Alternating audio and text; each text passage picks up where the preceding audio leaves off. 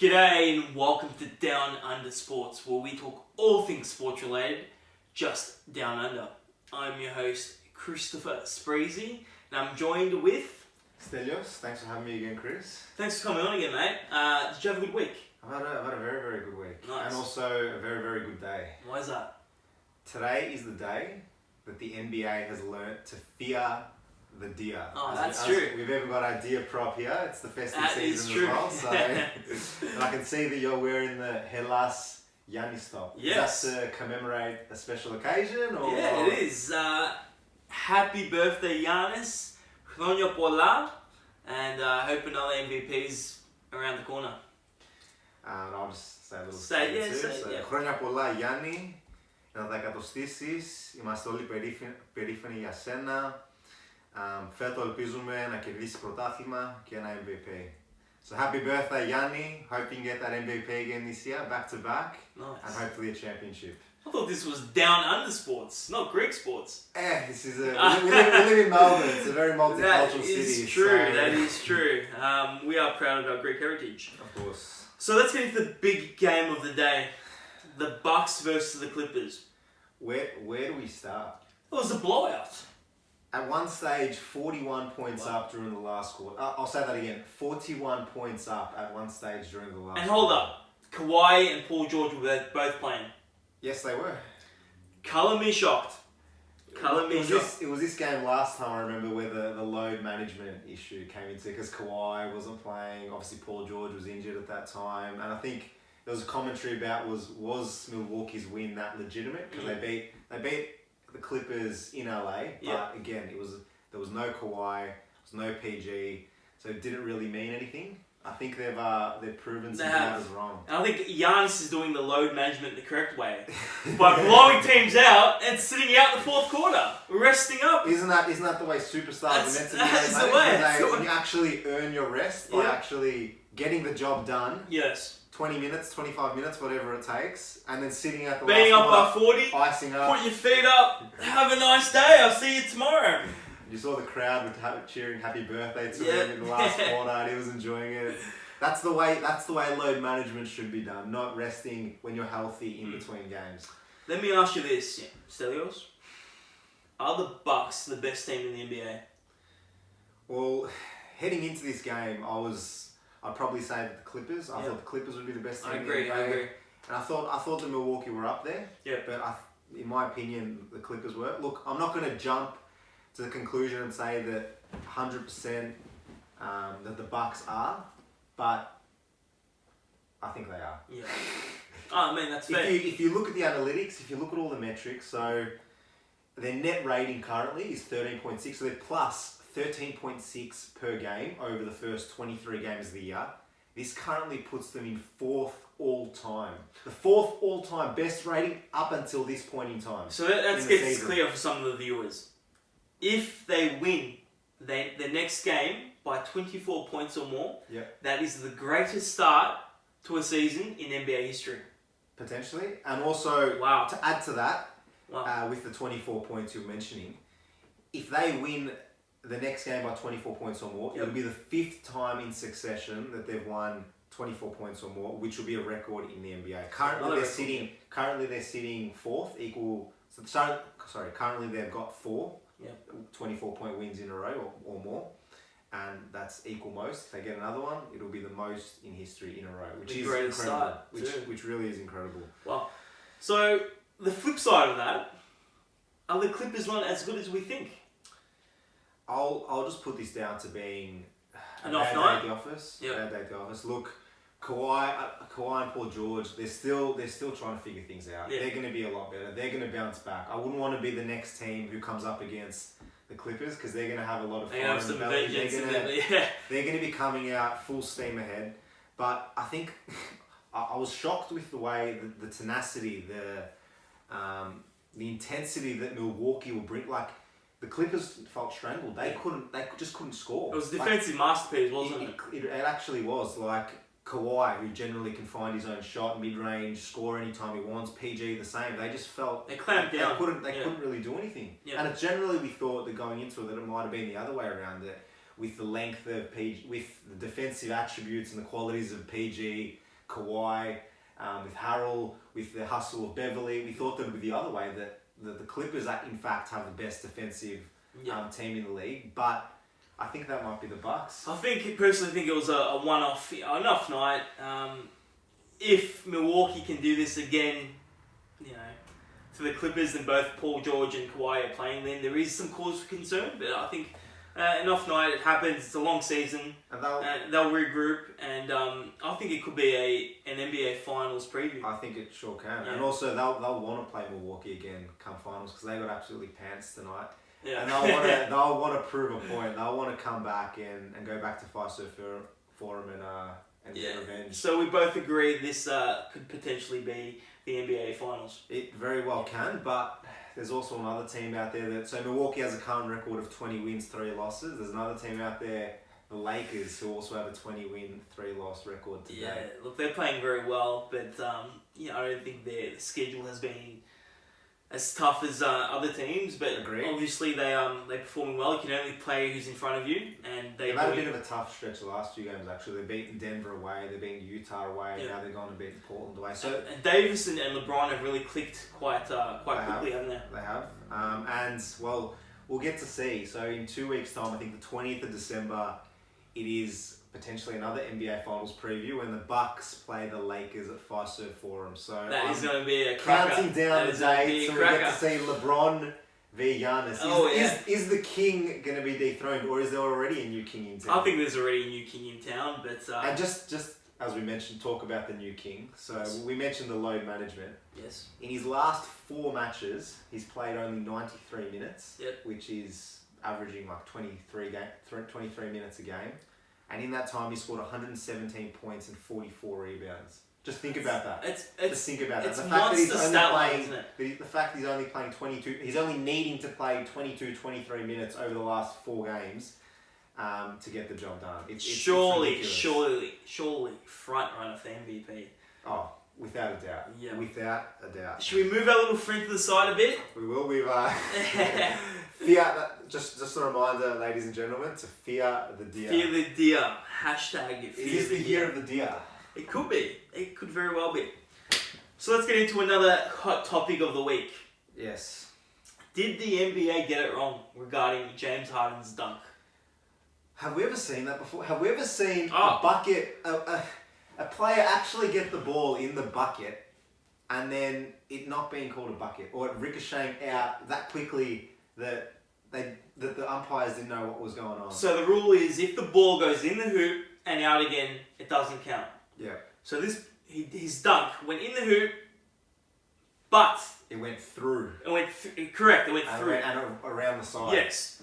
So the 2 points should have counted. It should have. So Harden. They didn't count. They didn't count. They lost in overtime by a point. The Houston Rockets have lodged an official complaint stating they want to get the win or replay the last 7 minutes and 20 seconds. What do you think should happen? So personally, now I feel like the game's sort of done and dusted. I know that the decision was wrong at the time. It was wrong. The point should have counted. The point should have counted. But they were up big in the last. They were up at that time. They were up by 13 points. Yep. So with 7, I think it was close to 8 minutes to go. There was a chance, or they should have finished the game off. They're 13 points up. Yep. You should be able to close the game out in that position. Yes, they had 2 points that weren't allowed, and then if we pay those 2 points, if those 2 points were allowed there and then, the rest of the game would have been completely different. So we don't know. They could have gone out and won by 30. They could have gone on and lost in regulation. We don't know. It's one of these things we won't know for sure, because it's done and dusted, as you said. But if at best, so I think Houston, they've got one of 2 options. So they're trying to either get the win, yes, or they're trying to replay the last 7 minutes and 50 seconds, whatever it was. They're not going to get the win. There's no way the NBA is going to give them the win. We can both agree that they won't get that overturned. Their best chance is that they'll replay the last 7 to 8 minutes of the game. 7 minutes, 20 seconds. Personally, I think that it's sort of bad luck. Like, once the game's done and dusted, it's over. Whether the NBA decides to replay that, we'll wait and see. I mean, mistakes happen, but at this level of elite, Now that we have the technology in place, it shouldn't happen. It shouldn't happen. When we've got Exactly. When we've got the technology in place, when I think D'Antoni and the whole Houston team were claiming to look like it's a bucket. But I don't get with why that rule, you need to do it within 30 seconds, which I think is a bit of But baloney. the fact that they were protesting, doesn't that mean they want to use it? If they then just say, yes, we want to challenge it, does that imply, though, that if they're protesting that they potentially would want to challenge it? They need to do it within the first 30 seconds of the actual event. Yeah. Which I think they did it, past the 30 seconds, which I think that rule is quite stupid. I mean, if it's wrong, it's wrong. You overrule the decision. So this whole thing about challenging within the first 30 seconds is, I think it's trash. I know a lot of the coaches don't like it. They've expressed it many times, but at the end of the day, I don't think anything will happen. I think it is done and dusted, and you just have to take the L and keep it moving. So do you think we'll get a resolution for that? Well, I think they've appealed it, so I'm not sure when the result's going to come out, but we'll soon find out, I guess. Yeah, it's a very interesting one. It is very interesting. I'm eagerly awaiting the decision of You don't see that every day. So let's get into the players of the month for November. Yes. The East is pretty... self-explanatory. Yeah, I mean Giannis, and the West, my boy Luka Doncic. What can you say? I mean, they both had amazing historical months, didn't they? They did. So obviously Luka went the 30-10-10 average over November, which is again ridiculous. We spoke a lot about that last week. We did. Yep. And I think you were posing the question: can he win the MVP? Can he realistically win MVP? I think it's very possible in the West. If Dallas... What does he need to do? What does he need to do to get it? If he continues averaging this triple-double, if it's not 30, 26, 10 and 13, whatever it may be, and the Dallas Mavericks finish in the top 3 in the West, I think he deserves it. I really do. I mean, he's playing incredible, and the thing is, he's only 20 years old. Is he going to win 5, 6 MVPs? What's his potential? What's his limit? Where can he go to? But at 20 years old and he's doing these numbers, I think he's definitely going to win a few MVPs. If it's not this season, it will happen within the next 5 to 6 years. I agree. I think that he'll win an MVP within the next few years. Definitely, yes. The only thing that potentially, this year, I don't think he'll win it this year. The only reason being is Giannis. So it's like unlucky with last season with Harden, isn't it? Exactly. So I think going into this season, I predicted Milwaukee would win around 65 games. They look like they're well on track to do that, if not potentially more. If they get that 65 win plus, have the best record in the NBA, with having again only Giannis being the superstar on that team, similar with Dallas where Luka's running the show, and Giannis is putting up incredible numbers as well. I don't see how Giannis doesn't get it, but in the next couple of years, I definitely think that Doncic is going to win an MVP. Oh yeah, that's certainty. What about so Giannis? We've talked about Giannis. We've talked about him a lot this episode already, haven't we? So we'll give the viewers a bit of a rest on that, and I'd happily talk. I know you would, but the viewers want to see it. I mean, we are Giannis stans, and no pun intended. Let's go to some other news, which isn't so happy. The New York Knicks coach David Fizdale getting the sack. Yeah. What is wrong with New York Knicks, and will they ever get it right? I think they've been trying to figure that out for it's the last decade, 2 decades. It's just They've crazy been now, a isn't it? case. Yeah. And it feels like the job's a bit of a poison chalice. Whoever's sort of gone in that role, like nothing's really worked. Yeah. It's toxic leadership, isn't it? From the very top. It seems like, and even last year, heading into the off season, heading into pre-season, there was Kyrie, there was Durant, there were all these high hopes, targets, Davis, Zion, And then I don't know. Do you think that their current situation and the way they've been managed in the recent history probably steered Kyrie, Durant away from wanting to sign? Oh, without a doubt. Without a doubt. So they went and signed, I think, like Taj Gibson, Julius Randle, Bobby Portis. Yep. So these guys aren't really superstar. And their expectations were KD, Kyrie. So it is a massive trade for Davis, landing Zion. Yeah. big. They fell off the mark. Oh, there. You can say that. You can say that again, mate. You can say that again. But so where to now? What's the next step? Who knows? I mean, I remember back in 2010, they were going to turn everything around and sign LeBron as a free agent. Never happened. They got Stoudemire. I mean, he played well for a few seasons, but I think the problem is the owner. I mean, no one really seems to want to play for him. No one wants to sign for him. Yeah. Since he's there, and I think, I don't think anything will change until they get new ownership. Yeah. Yeah, that's my personal opinion. I agree. Let's move on to some potential trade news. So some speculation. So we've heard that Kevin Love is on the trading block. Yes. So Cavaliers are ready to hear offers. I mean, they just want to. They want to maximise. Yeah, maximise what they can get from because they're not in a window. They're not in a start again from the foundations exactly. up, don't they? So where do you think he should go? Where does he best fit in? What team would he best complement? I think a trade to the Boston Celtics would work very well. Boston have lost their bigs. Horford. Al Horford no longer there. Yep. They don't really have many. So at the moment they got Daniel Tice and Enes Kanter as their bigs. So so Kevin Love would be a huge upgrade. He can play as either a power forward or a centre, and he's a huge upgrade. And he can knock down the open shot from three. He's got that low post presence, which they lost when Horford signed with Philadelphia. I think the Celtics would be a good spot for him. Not only that, imagine the lineup. If they've got Kevin Love, Gordon Hayward, Kemba Walker, Jaylen Brown, Jason Tatum, that lineup starts. That's a very good lineup. And they playing very well as it exactly. is.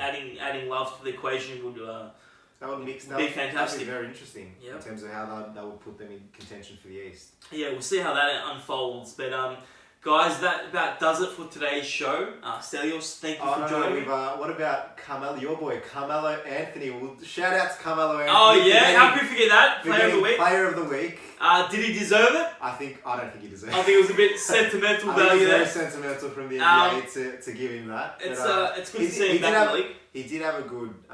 He did turn things around a little bit though for Portland. You can't dispute that. Steadied the ship a bit. He did. So congrats to your boy Carmelo. But I think it was a bit sentimental. I think he was very lucky to get played there. Definitely. Considering Harden dropping 60 points, Luka averaging 40, Luka having a huge week as well. So you love to see it. Take it. You'll take it when you get it. Oh, you love to see it, Carmelo. Well done, mate. Good to have you back in the league.